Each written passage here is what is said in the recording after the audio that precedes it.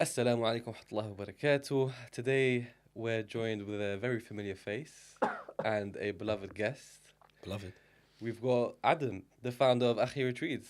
Assalamu alaikum. This is quite exciting, I'm not gonna lie. I've not been on a podcast where I'm a guest before.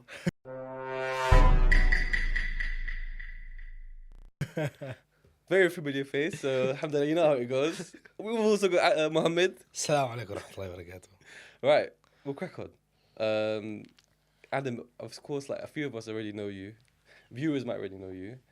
But since today is primarily about Akhi Retreats, we're going to be talking about business. Your Okay. favourite topic. I love business. Business. We're here to talk about business, Mohammed. So keep it business orientated, please. I'm just thinking of that video of Hasbullah. Business, exactly. And so you know what to do. Can you introduce yourself and explain what Akhi Retreats is all about? Okay. Firstly, disclaimer.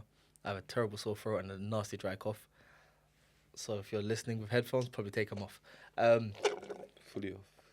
And there's also Mohammed there. Sorry, I had to finish my blank stream. No problem. Yeah, matcha girl, I can tell. You are a man? You're getting a matcha? Why you cannot be a macho? And there's iced coffee with Okay. vanilla syrup. He's getting, They discontinued hazelnut syrup. I can't remember. he's Yes, getting, okay. he's getting So manchas, anyway. not married. to answer your question, how introduce myself, you said, yeah? Yeah. Okay, my name's Adam. I don't want to give my age, I was going to, but I'm an old man. Everyone's sick today. Everyone's sick today. I think you should pass the bucket. I'm the founder of Akhi Retreats. Alhamdulillah. Akhi Retreats is a tour. He wants to lock it. We will lock it. Apologies. guys. Akhi Sorry, we need Retreats. to treat him like a beloved guest today. I'm really sorry about that. I know. Be serious, I man. know. I can't even give my introduction. Akhi Retreats is a tour operator that looks to take brothers across the UK and on an international level on both national, regional, and international trips. We do this by taking brothers out of their comfort zones. And really, the plan is to, it's a business, but the plan is to bring brothers together and help them and get them to enjoy each other's brotherhood and company and basically go outside of their comfort zones. I don't actually know this. When did you start? When did you start Akhi Retreats? I started Akhi Retreats in 2024. Really? Yeah, it's only been a year. Okay. And funny enough, It's been about a year and a half now. that's how we all met. Yeah, 2024 No, it can't April. have been because I saw you had the trip long before we even met. No, my first trip The was year Snowdon. before, was it not Jordan? Was No, Jordan? Not, Ju- Jordan was Jordan after. was 2 months after my first Snowdon trip. But the ticket had gone out already for people to like. Yeah, I had Oh, advertised cool. it But prior. the first trip was Snowden. Yeah, my first trip was Snowdon, which was last year, April. And you went on a family trip to like Malaysia, Singapore, and Dubai. Dubai. Right. I done Malaysia, Singapore, Indonesia, Dubai. Maybe a year prior to that. And that's when we were just online friends before we met. Yeah. Yeah. So alhamdulillah, I've been very fortunate to travel a lot. Alhamdulillah. When I finished university, I think that year I visited maybe 9 countries. Alhamdulillah, like I've been very fortunate throughout my life, to travel. So traveling is always something I've enjoyed, and Yeah. Allahumma barik, I would have never guessed it's only been a year and a half. Yeah, it's like I would have never it guessed feels that. like, it feels like way longer.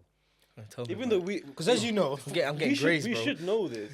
We should know this. But I was like, when you had started with the Snowdon trip, I was like, yeah, this is very well organized, things like that. So it felt like it was at least 2 years old.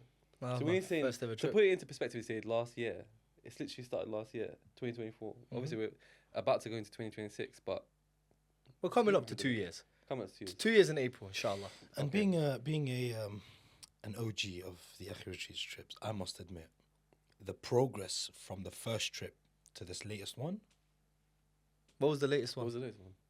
Albania. International. Okay, fine. Yeah, No, yeah, I'm talking yeah, international. I don't Yeah, care yeah, about those yeah. little side quests, bruv. I'm talking about international trips. Now, yeah. jokes Just cost aside, for half my company. jokes aside, the Allah Mubarak, from the development I've seen, I've been there from day one, Literally. from Snowden, Unfortunately. So and we didn't know each other in Snowden. Yeah, And the funny alhamdulillah. thing is, I wasn't meant to come.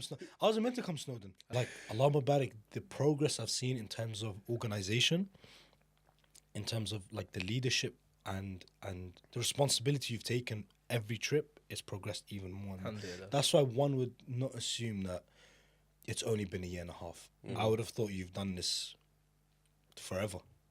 5 years, let's say. Yeah. Do you know what I I mean, in terms of the trips itself, it's only been a year. In terms of hosting trips and events, I've had experiences in the past with both Akhihood itself, but also like with our ISOC, and even when we were younger, just organising little things. Yeah. But in terms of Akhi Retreats, it's only been maybe a year and a half. We're coming up to 2 years in April, but it's not been around too long. May Allah increase it. Funny enough, I've never pronounced it as Akhi Retreats. I just Akhi, is it meant to be a crease, Akhi? Akhi, It's linen. Akhi, it's crease, Akhi. I just can't. I just always say Akhi Retreats. Or I say Akhihood. something else, but I can't say it.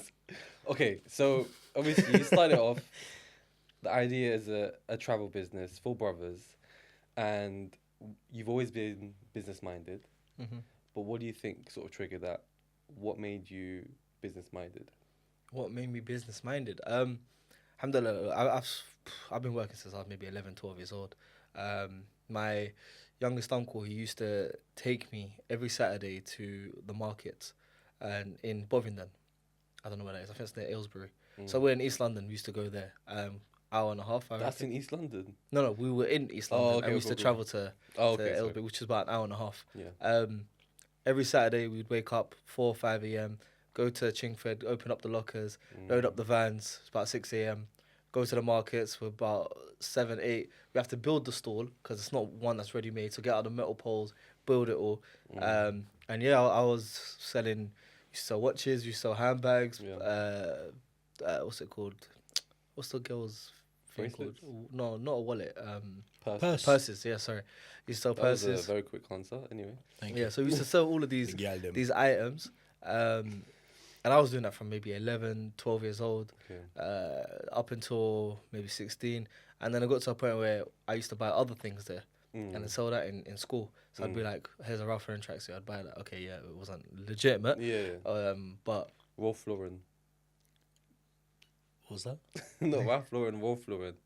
Did you used to sell sweets? did I used to sell sweets? Why is he trying No. to divert like he didn't just say that? No, I didn't used to. Are you normal? Are you normal? Are you normal? Eh? Sell sweets. I don't know what you're talking about, Rolf though. No, But he said He's Ralph Lauren old, I is don't fake. listen to him. yeah, So I said it's a fake name. Have you ever seen like a fake Adidas and it says Abibas. Abibas?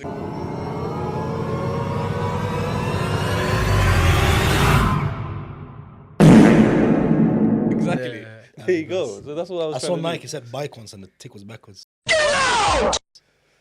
Anyway. you definitely bought it. Almost. So yeah, I used to do all of that stuff. I've never sold sweets, No, but we started like a car fragrance brand. Me and my older cousin. But this was before now I guess the number one is like Noah, in terms of oud fragrances. This was way before that. Like the incense, we used to do all of that. Had like Aventus Creed ones. We done all of it. Me and my older cousin. We started. Trying to think what else we started. We started a football team. We started reselling. We started even like reselling like AirPods, tech. For years, I used to do all of these businesses. Then I started a travel one. That flopped. That was like an affiliate travel agency. Okay. Started up with some friends. So I've just always been. I've never liked the notion of someone's gonna one day tell me what to do. Someone's gonna one day tell me you can have your lunch break at this time. You can maybe go for salah on this day. You can. I don't like that. I don't like being told what to do. Unfortunately, by a boss. Yeah. Parents, whatever. That's different. I'm not talking about anything like that. But You want to be your own boss, basically. I want to be my own boss. I want to be my own person. I don't want someone else to dictate my life for me. But obviously, if someone's gonna start a business, right? Do you recognize that people do have to start off by working for someone and then eventually get that freedom through business? Yes and no. Okay. It depends how old you are, really. Yeah. I think if you're in your 20s and you don't have a responsibility, and when I mean responsibility, it's like caregiving responsibility. Yeah. If you don't have that, what are you waiting for? Yeah. You have the world at your fingertips. So just start. Just start. The biggest problem is people don't just start. People like to think, Yeah. try to perfect their plan. It's never going to be perfect. I've had maybe 6, 7 failed businesses. It's never going to be perfect. Even like now, like we had a canoeing event recently. Yeah. I made a massive business error. No one knows about it, Oh. but I made a massive business error that cost me a couple £100.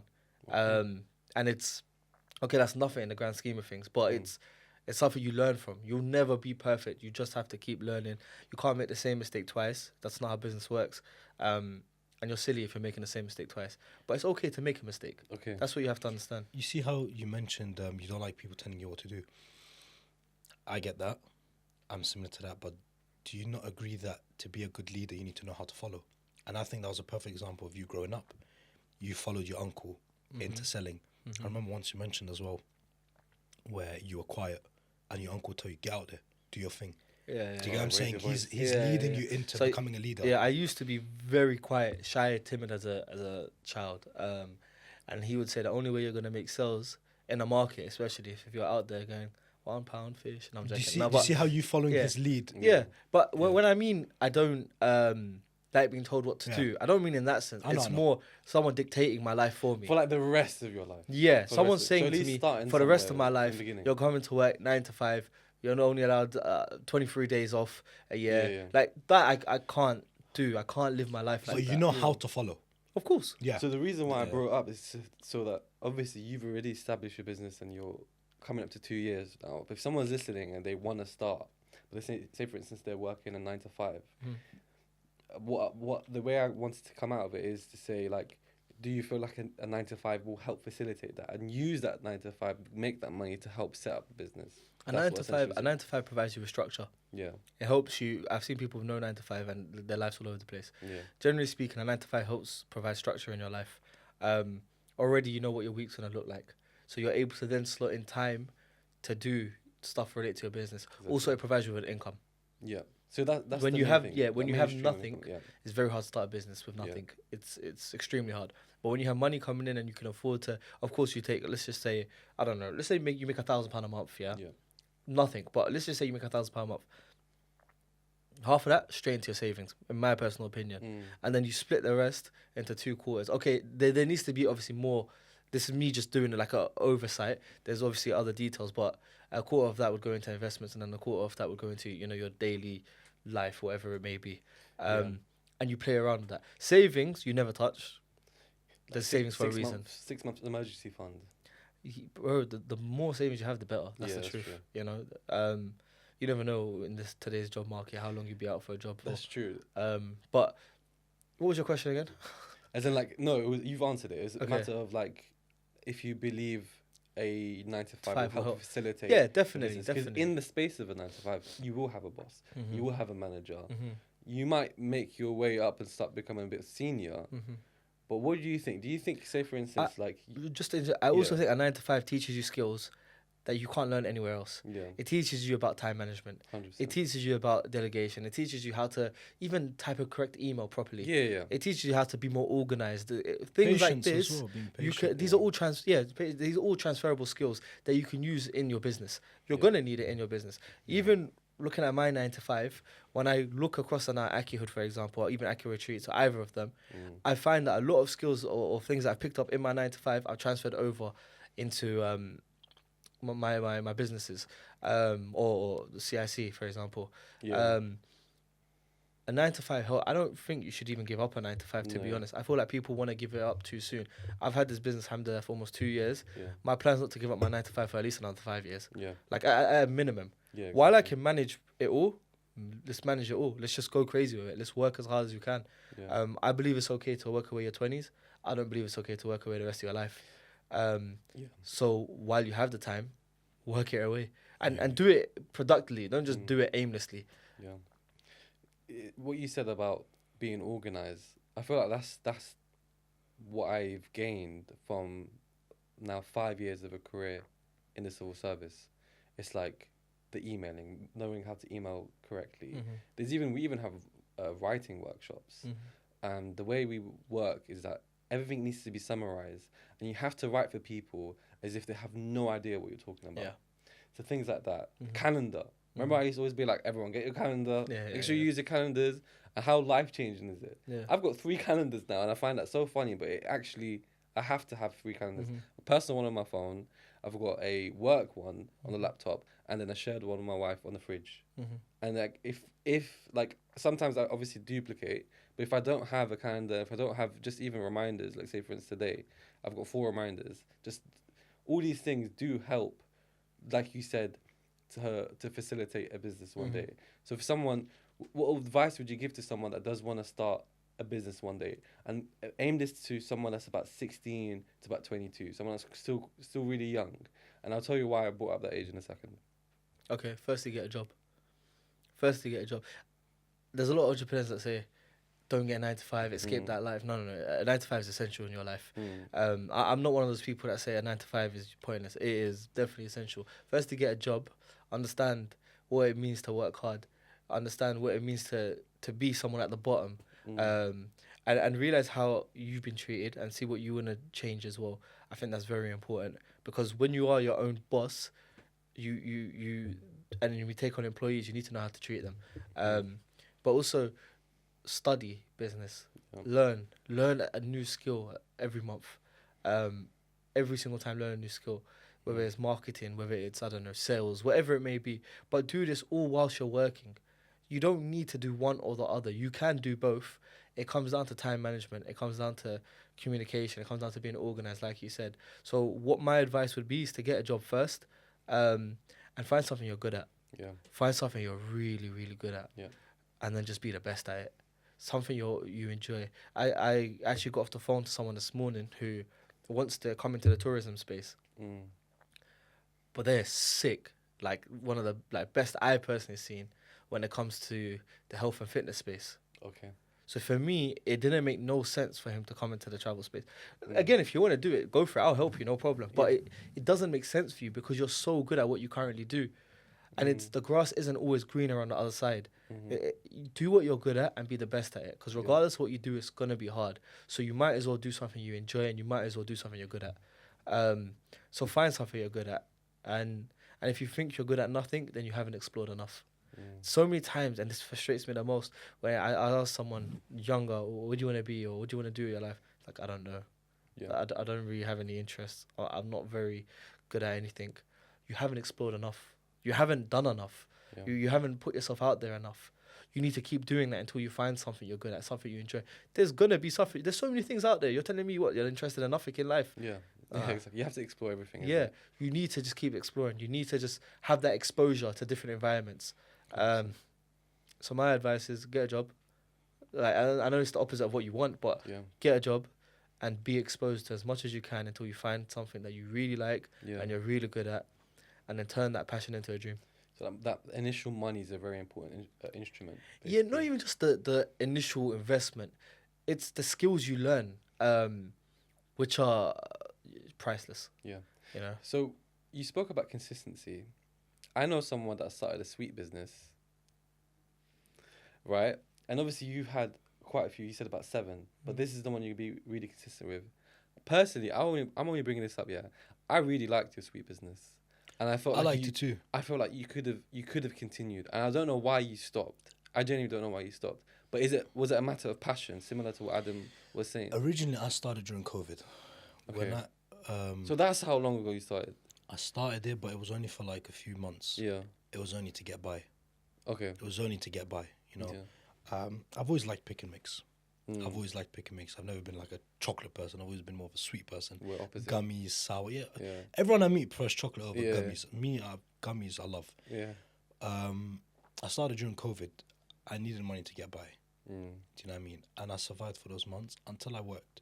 Even when I got a job, I was still doing it a bit, but I kind of stopped it. Business was getting bad, so I stopped. I took a break from it. I didn't completely stop it. And even then, when I done it, I didn't do it with a website or anything like that. Do you know what I mean? It would have been cash in hand, like very small, as if you'd buy like Chewits and sell them in school. Same thing. Do you know what I mean?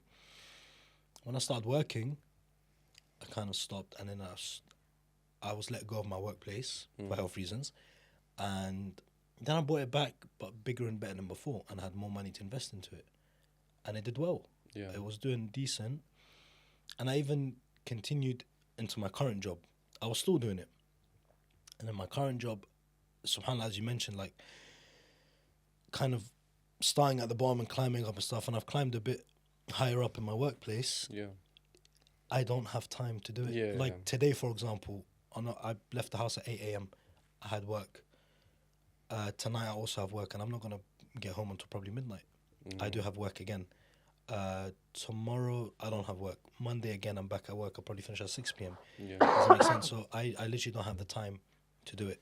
And with the suites, I done the designs, editing I'll do all myself, making the bags I'll do myself, delivery I will deliver myself. It requires a lot of time for me. Do you know what I mean? And it's not a case of I lost passion for it. Yeah. Far from it. I literally didn't have the time for it. Does that make sense? No, I get you. Because I was the only one doing it. I don't have time to make a bag, to go and deliver it, collect payment. Does that make sense? Like, I made a website and everything. Yeah. Of course, like, you're obviously getting your remuneration from the time that's being sacrificed through your work. Yeah. I only brought it up. It wasn't a matter of, like, do you feel like if you didn't have work, you could have continued with Definitely. it? Okay. So Definitely. the reason why I brought it up, right, is recently, you may have seen on the brothers chat room, someone was posting a business about cleaning shoes. Yeah. Right? And I had some trainers that I've had for many years. I was like, these need the clean. I was like, okay, I can buy the cleaning set. I can clean them myself. Okay, I thought, you know what? Someone has posted this. Let me support a brother's business. So I messaged and I booked it in and everything. When I went to drop off the trainers, it was a kid. It was a kid. I was so gassed for him. I was so happy for him. The first thing I thought about was Adam. I was like, let me tell you why. I was like, this Adam can literally mentor this guy and make him come better. He's probably obviously got mentors and stuff like that. The way he carried himself in the messages, it was like he was like in his early 20s. Yeah. But genuinely, he was literally basically in his school uniform. So, yeah, I was just very happy for him. But I do hope he remains being Inshallah. consistent. Inshallah. Can I just go back to what you said about time? Yeah. I think everyone has the same 24 hours in a day. And some people become millionaires because of it, and some people don't. I think you have to make the time if you really want to do something. I'm not just digging you, like, I know it's No, I hear it. obviously on your Yeah, yeah. topic. I'm not directing it exactly to you, but I think you have to make the time. I know a brother who works at 9 to 5, who's up at 3, 4 a.m. and he's doing conference calls because he has clients internationally. He don't sleep, bro, but he's successful. Allah barik. Yeah. It's hard work and it's tiring. That's people don't realize how hard being an entrepreneur is because of how many sleepless nights you're gonna have, and not because you don't know what the solution is, because there's just so much work to do. You're always gonna be behind on work. You're always gonna be behind on doing stuff. I'm behind on work right now. I was gonna create a group chat for one of the events we have last week. So I'm a week behind. I've got log of footage from maybe I think the first Snowden trip I ever done. Yeah. Do you know what I mean? Like, there's so much you're I'm gonna still always be waiting for that behind on. I also got done dirty on that trip, so we won't go into that. God. But you're always gonna be behind. It's all about just finding the time wherever you can, even if it's 10 minutes here, 10 minutes there. Also, I think you got to change your business model as well. Then, if doing individual sweet bags ain't working for you, because you have to keep running home between lunch breaks, whatever, to fill up a bag, deliver it to a customer, then why don't you change it completely? Because even then, I think your profit margins can only be so big by selling to individual people. Why don't you change it completely and go, okay, I'm going to become a bespoke supplier, but it be for, I don't know, weddings and functions, where you have a pick and mix store, where people can pick whatever, a few sweets, whatever, and someone's paying you $1,000 In bulk, for your basically. time. Yeah, like to hand out little bags and stuff. I'm glad I brought this And up. really and truly, you're only going to be there for, if I look at, for example, Asian weddings, or even if I look at my own, I think we had like a fountain and stuff for only like an hour, maybe 2 hours. And they when I charge like crazy. Yeah, when I compare it to how much I paid, it was ridiculous. Now, of course, people don't usually just buy one vendor. They usually buy 1, 2, 3 at a time. But if you're able to provide, I don't know, the pick and mix with a photo booth and maybe a chocolate fountain, you're killing it. Yeah. You're killing it. It's just about your business model. And then you might not even need to go. Do you know what I mean? It might just be a fact of they call you up, and then you send 2 people and say, look, I'll give you Reliable people. be like, I'll give you £10 for an hour to set up. They're there for 2 hours. That's okay. 10, 20, 30, 40. £40 for them, but you've just made like $1,000. Yeah. Do you know what I mean? Yeah. And then your costs are also very low anyway because you already have the equipment. Yeah. That's just an idea. Of course, you know your time best. You know yourself best. But I just think time is always a something we use to just escape and get out of. and someone else is coming to mind, not you, that uses time a lot to use an escape as a cop out. I think in my opinion, time applies to so many different things. Say for instance, someone wants to do their hifd of the Quran. If they just lift it to just maybe half an hour a day, then they're not gonna be memorizing as much. Do you know what my thing is with time? Yeah. Everyone has the same amount of time. Everyone's busy. Yeah. It comes down to what do you prioritize more, 100%. and what are you willing to sacrifice more. That's what it comes down to. If you think your job is better and that means more to you, then there's no point going into the pick and mix, because you're happy to sacrifice the sweet company for your job. It comes down to what you're willing to sacrifice. But to say, I don't have the time, no. It's just not worth me sacrificing my time for that. That's the real reason. Yeah. So yeah, sorry, I interrupted. No, that's okay. I saw a video once of Sheikh Abu Taymiyyah talking about how he initially really struggled with his hifd. And then he... I just want to know one thing, Sheikh. How do you find time progressing in talab al-ilm, seeking knowledge? Because normally when you become a da'i or the imam of a masjid, you get busy, right? After Fajr, you got people asking you questions. Sometimes as an imam, you just want to run away. This is my private time, my Quran time. Utrukni, leave me. However, you can't operate like that. So you're so busy. How do you find time? Because this Shaykh, he continued seeking knowledge. And they say, well, I heard, and it reached me, that he would continue doing alfiyat, 1,000-line poems, even when he's giving da'wah. Allahumma barik. So he's like a computer. Sallallahu yubarik wa yazid. So I said, Shaykh, when do you find time? He said, you have to find a time when no one occupies you. When is that? 3 p.m. in the afternoon? When you need to be doing school runs? As a parent? When? After Maghrib? Before you go to sleep? When you become mentally exhausted? And then the wife says, go and take her to sleep? It's literally now one brother, I'm not going to expose him, he was saying, it's a challenge. At night, the wife's looking at him and he's looking at the wife. Who's going to put her to sleep? It's a challenge. When will you find time? I said, Shaykh, are you referring to after Fajr? He said, La. He said, you have to find that time when everyone's asleep. Not your wife, not the ma'moom fil masjid, not this person who comes and asks you questions. Everyone's asleep.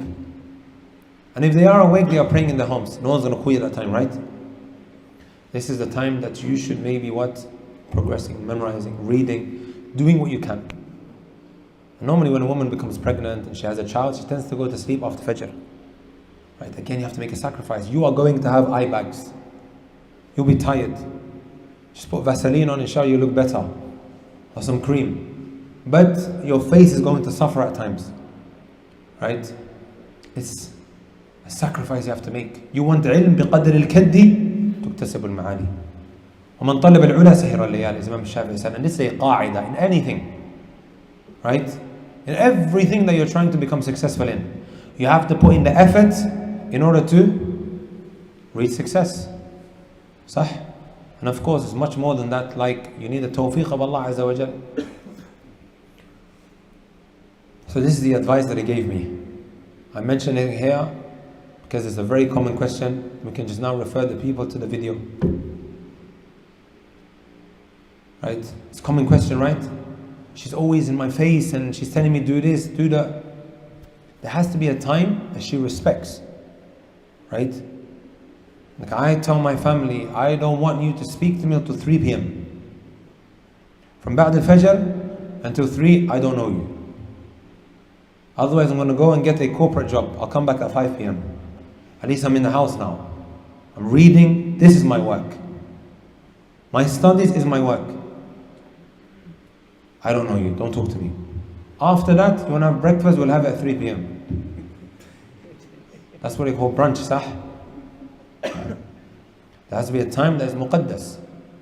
Because if you think about it, brothers, right, and sisters, when you go to work, everyone respects your time, right? Because the money is on the line. Sah? No one calls you, not your father, not your mother, not your wife.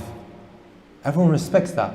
But when you pick up a book, oh, this guy is just, she's reading. Nah, There has to be time that you respect. This is my study time. And of course, you have to give time to them as well. You have to be fair. Times when you just spend quality time with them, not just time, quality time. So you have to put your phone away, maybe put it in the basket at the door, and just talk to her. Say nice things. When they hear nice things, trust me, you'll be able to get time. You just want to seek knowledge. Sometimes you have to bluff, right? You sought advice, and it was a matter of use of time, right? And you sought some advice from Sheikh Ukasha Kamani from Nigerian, but operates in The reciter. yeah. Is I it like Nigerian or Ghanaian? Apologies if I got that wrong. I'm not gonna lie, the he works Nigerians in are America. butcher you for that. Nigerians and Ghanaians did not get along. One of the two. I don't know, but that reciter is very good. very beautiful, mashallah. He told him, you've got to be up in the time that no one else is up. So it was a matter of time, right? It was like the tahajjud time. Use that time to be doing your hifd. Because you got to be up where everyone's asleep, basically. Yeah. But then when it comes to going overdrive, right, and just going crazy, say for instance, you just operated just your business, right? How many naps would you have in a day? Because there is barakah in actually having a nap. I'm not sure if you know about the book The Barakah Effect, and he speaks a lot. I think his name is Muhammad Faris, very funny name. And he speaks about the importance of naps. Again, this is sunnah. He's basically said, operate your life based on how Rasulullah operated his life. That qaylula, that midday nap, even like 20 minutes, right? Say for instance, you've had a very long day, you've been up since Fajr, and you're just grafting, and then just getting that 20 minutes of a nap, that's a little refresh to just continue doing everything. Because what happens is, let's say it's reached 3 o'clock, 4 o'clock, and then you keep telling yourself, I haven't slept, I'm tired, I've been up. And you keep putting yourself down, oh, I've been up since Fajr, I'm working so hard. But there's also like working so hard, but working smart as well. So fitting in that nap will probably obviously really help as well. There's probably a lot of people, the people that benefit from this the most are people that are able to work from home. I've even had a director telling me about power naps. Like my most senior member of my team told me, like, if you're working from home, make sure you get a power nap. Yeah. Because that's what helps her a lot. So you're saying if I could plan my ideal day, I only had my business to work on? Yeah, exactly. Okay. Forget work. Okay. Straight after Fajr, start working. Yeah. Work till all Dhuhr time. Yeah. Pray Dhuhr, go sleep. Yeah. No, honestly, like, exactly, go sleep, wake up, do maybe a couple more hours, pray Asr, go sleep. Sleep again? Yeah. For real? Yeah, wake up. I can't do that. If I nap once, I ain't sleeping. No, wake up again. Yeah, you're funny with sleep. Wake up again. Thank you. Bang out a lot more work. And Go then sleep again. after Isha, Yeah. that's it, bro. Yeah. Like, knocked out till tomorrow. You know these bodybuilders. Because think about it, like, okay, Yeah. Fajr now Yeah. is like, what, like 6, 7, 6, yeah? 6 a.m. And you'll pay up to like maybe 7:30 at the 45. very latest, or so around that time. 7:45 you're pushing it. Yeah. In the summer, 3 a.m. Yeah. you're waking up, bro. Yeah. Like, that's a long time you're working. So obviously it adapts. My time would adapt throughout. I'd wake up before Fajr in the winter to work on it. If I'm going based on not having a 9 to 5 and my ideal scenario. Okay. I've seen these strongmen like Eddie Hall and these lot nap like 5 times a day, bro. How the hell do you do that? They literally wake they do up it for growth. Because recovery, isn't it? sleeps, It's recovery. All they're doing is Crazy. lifting and eating, so they need to recover. Sleep is the best recovery. Yeah. It's Why do the you think best. Babies grow so fast. They sleep a lot. Oh, I know. Yeah, because when you were saying sleep again, I was like, my son sleeps twice a day or 3 times a day. Yeah, basically. sleep. So it's basically like a baby. Okay. All right. So I want to go back onto Akhi Retreats. We've spoken a lot about business, but I want to know things about impact and purpose. How do you measure success for a retreat? I think the best way to measure success is if someone comes back, or if someone stays in touch. Yeah. So many times we've had brothers that, he's been stuck with us, for example. But so many times we've had brothers that, they may not come back on a trip, but I've been able to filter them into Akhihood. Yeah. And then I see them weekly at football. Football, yeah, there you go, yeah. I don't do well with long-term friends, I'll be honest. I just don't have the time for it. I can be friends with someone, not speak to them for a long time, but we're still friends. Yeah, of course. Yeah. So for me, it's when brothers come, a lot of them looking for that friendship, and it's always easier for me to just filter them into the Akhihood, because that's a brotherhood where you're never gonna be left alone. Do you know what I mean? Whereas me, I'm inconsistent when it comes to being on top of messages, etc. I prefer phone calls. Yeah. So many times like you'll be sending a message and I'll just see you typing out or sending a voice note. I'll just call you instead. I'm Like like, speaking so passionately in the voice note, I'm saying something important, then bang. yeah. The thing is, I like sometimes you can't send it after. But yesterday I was able to send my voice note. I was like, there's no point. There's no point. There's no point. Yeah, so I'm just better with phone calls. Yeah. And I'm better in person. Because phone calls you can be doing something else. Exactly. You can be moving. Exactly. Like the worst thing is typing whilst moving. Like just get on the call and I love sending voice notes. I hate receiving them. Yeah. I don't know why. Oh mate. I hate receiving them. Anything above 3-minute voice note, I'm like, you could have just called me. 3 minutes. Yeah, but I do like. That's what I do to you. Yeah. Yeah. Put it on times 1.5 and then I get it in. I don't even mind. Like, as long as you listen to it.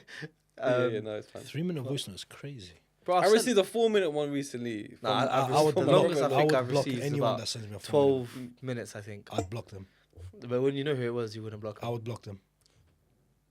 If the editor beeps out his name, I'll say who it is, and I want to see your. It's not about who the person is. I'll block. Yeah. I'll block him. Impossible. I'll block him. Nah. Impossible. 100%. Impossible. If my dad sent me a 12-minute voice note, I'll block him. You love you love your dad.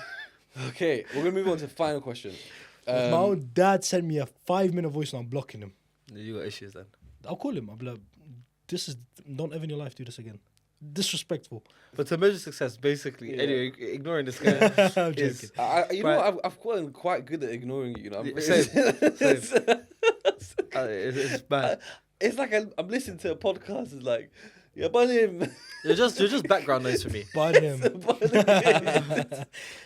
Ban him. They can fully off. Take him. I'm just saying. So it's just random things. Block him. Have you seen the Instagrams I've been sending you? Yeah. I read that on Instagram. Yeah. And I see what he says to me. I regret it. Okay. We've spoken about brotherhood, growth. What Islamic advice would you give to the youth trying to strengthen their identity and brotherhood? That's a big question. Yeah. I don't know if I'm the best person to ask, but Well, I ask you because you more than you realize that you probably would have helped facilitate brotherhood through obviously Akhihood and Akhi Retreats. So now again with the focus on youth. So repeat the question for me. Sure, I anticipated it was quite a long one. What Islamic advice would you give to youth trying to strengthen their identity and brotherhood? The lone sheep is always eaten by the wolf. Mm. And shaitan's that wolf. Mm. And unfortunately, we're that sheep. So find your flock, basically. Yeah. Because when you're by yourself, you're probably going to be easier to attack. Mm. But when you're with a bunch of good brothers, it's a lot harder. Because when you're slacking, that brother will tell you, step up. Mm-hmm. Or at least that's the hope. Mm. So find that brotherhood, find those brothers as soon and as fast as you can. Yeah. I can't give mass amount of advices. I can't. Yeah. It's just I'm not qualified to. Yeah. But from what I do know, from what I have learned, brotherhood has changed my life. You know, having brothers around me has changed my life. Having good brothers around me, rather. Mm. And they're gonna. Your friends either they drag you and they pull you. It's up to you where you get dragged and pulled to. So have good brothers around you. Have those that fear Allah, that are conscious of Allah, that are deen orientated. And that's not to say you can't have fun. I hate that especially with our youth now, thinking that the deen isn't fun. Whatever. And that's what Akhihood tries to break, the barriers of you can have fun in halal environments where there's no swearing, where there's no fitna, where there's no, I don't want to go on, but ridiculous things happening, you know? And that's inshallah what Akhihood is going to continue to try to do. But it's about just finding your people and making sure those people are good. And when you look at those people, know that if, 5 of them are smokers, you'll be the 6th. Yeah. If 5 of them are millionaires, you'll be the 6th. Yeah. If 5 of them are praying the salah every single time, 5 times a day, you'll be the 6th. It's about knowing that you're going to be exactly like the person sat beside you, which is scary when he's opposite me, but Your circle. You ain't beside me, Rav. Ayub is. alhamdulillah. For those that know Muhammad, we do genuinely love him, and he's a great brother. Oh God. We just like to make a lot of. That was a banter. royal we. خلاص, we'll leave it there. Assalamu alaikum wa rahmatullahi wa barakatuh. We'll see you guys in the next episode. Thanks.